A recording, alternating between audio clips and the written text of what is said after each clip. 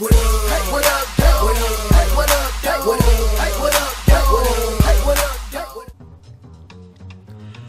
What up, though, YouTube? Welcome back to Lukegsfieldreview. Today we are going to break down the day one free agent haul for the Detroit Lions and discuss their contracts and how it affects the cap this year. Now, if you've seen my previous videos, I do a very good job, at least I think I do, of breaking down the contracts and the salary cap and how these contracts affect the salary cap. And if you remember in those videos, the Detroit Lions went from the 10th best cap in the league to now the 12th. Now, it's strange because you would think, given the contracts that they handed out this past few days, you would see a significant drop. But as you can see right here, the Detroit Lions have $29,492,289 so that right there in itself, which I'm highlighting so you can see it, lets you know that the Detroit Lions did something special. And what they did was they created smart contracts that give them somewhat of an out and somewhat of an evaluation. So let's start off with the highest paid person that the Detroit Lions decided to take a chance on, and that's defensive end Trey Flowers. Now, Mr. Trey Flowers is 6'2", 266 pounds. He comes from Arkansas. He's been in this league for years. And if you look at the stats here for Mr. Trey Flowers, what you will see is that the production doesn't look crazy. But the thing is, if you focus on sacks, you will get upset, and you shouldn't. As you can see here, he's never had more than 7.5 sacks. He didn't play at all in 2015. In 16, he had 7 sacks. In 17, he had 6.5 sacks, and then last year he had 7.5 sacks. But why the Detroit Lions coveted this guy was because of two things. He creates pressure, which you can see right here. 14, 24, 20. And on top of creating pressure, he sets the edge really well and is really good against the run. So what does this mean for the Detroit Lions in terms of a contract? Ladies and gentlemen, I keep trying to tell people that this is not the same old Lions move. Right now, for this season, okay, it's going to count for $6,419,000 against the cap, okay, for Trey Flowers to play this year, okay? And you may be wondering, well, what's so special about that number? Well, they basically gave him all his signing bonus, which you can see right here. It's the guaranteed salary of it, right? But they gave him all of the majority of that signing bonus that he got was put into the guaranteed money right here, and then this money right here for the roster bonuses that kick in is where they gave themselves the out. So he at a minimum is going to be on this team 3 years out of that 5-year deal. And if the Detroit Lions decide in 2022 to leave him, they'll take an $11 million cap hit, but they'll save $12 million. So they really getting not too much money back, but just enough. And what you'll see here is if they just all out say, well, you know what, we'll keep him for the 4th year, they most certainly can get out that last year in 2023, because now it would only cost them $18 million, and they only take a $5 million cap hit. Now, you may be wondering, what's still so special about this? By year 3, they've set themselves up to be able to restructure Mr. Trey Flowers. And those are the things that I think we should look at and understand, that not only did they manage to do this, but they managed to make it so that this year, all 4 of the free agents that they brought in from day one only counts for $13 million on the cap. That's crazy, people. So let's go and look at our next target. All right, Detroit Lions' second highest paid person in this year's free agency is cornerback Justin Coleman. And I know a lot of people got caught up on the term he's the highest paid nickel corner, but I truly believe he's about to be our number 2 because you don't pay a nickel corner like that. Now, I could be wrong, but I just don't get that feeling that that's the case. Now, as you can see right here, he's ranked 22 out of 254 cornerbacks at the position. He's 25 years of age. He's been in the league for 4 years. Now, let's look at the production. When looking at the production, you can see easily here that if you're looking for the interceptions, they're not there, right? But again, this is not that wasn't what he was brought in for. He wasn't brought in to create a ton of turnovers. What he was brought in for was 2 things: his coverage skills in zone and his coverage skills in man. And when you look at him, the best way to figure out what his production is his pass deflects. And you may see only 10 here, but again, you have to understand that this is somewhat of an incomplete chart, and that on top of that being a somewhat incomplete chart, he was playing slot corner majority of the time. And this year he was playing a little bit of slot outside. They moved him around a few times and he made plays. It is what it is. Now, how does this affect the cap? And what does it look like in terms of the cap for the Detroit Lions? Well,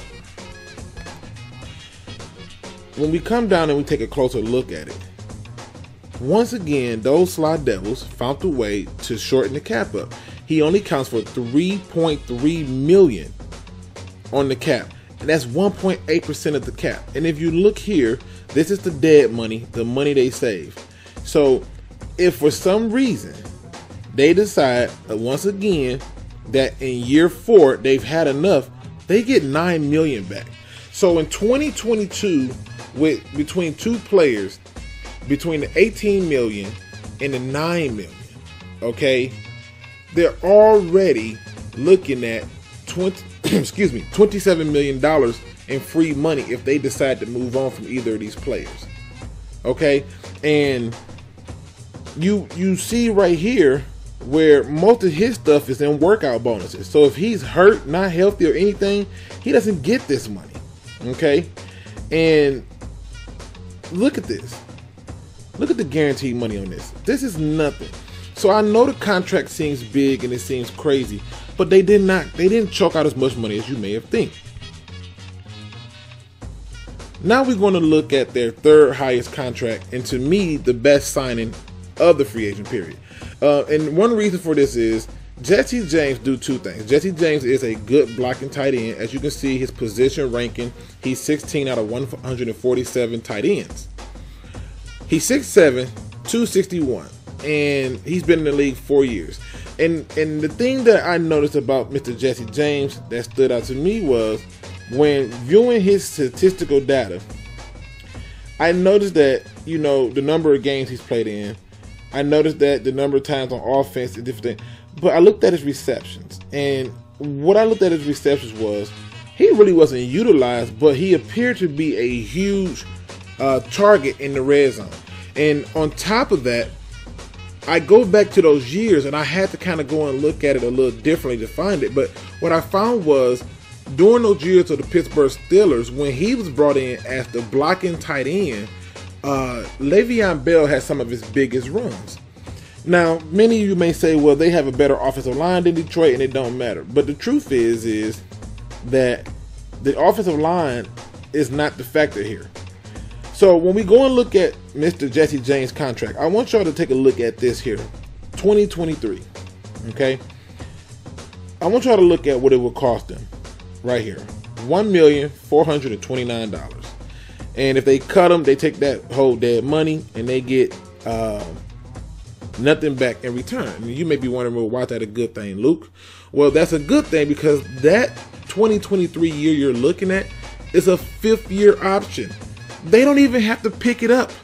They just put that in there. Like, when was the last time you heard of a veteran taking a option? This is something that they do with rookies.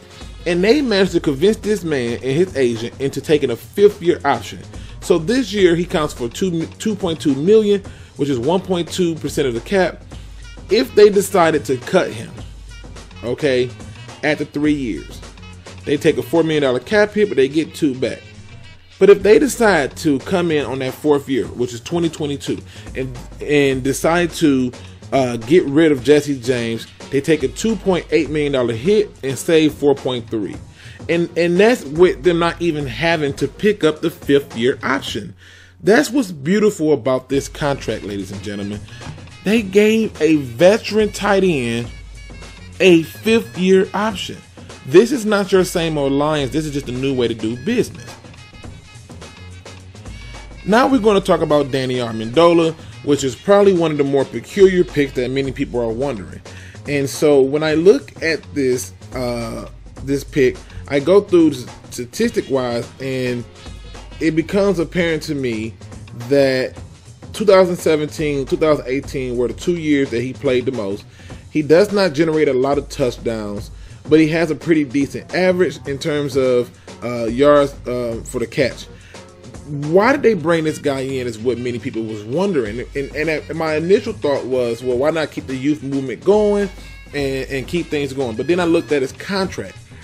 Well, I realized that sometimes production don't need to match the contract if I'm bridging, using him as a bridge player.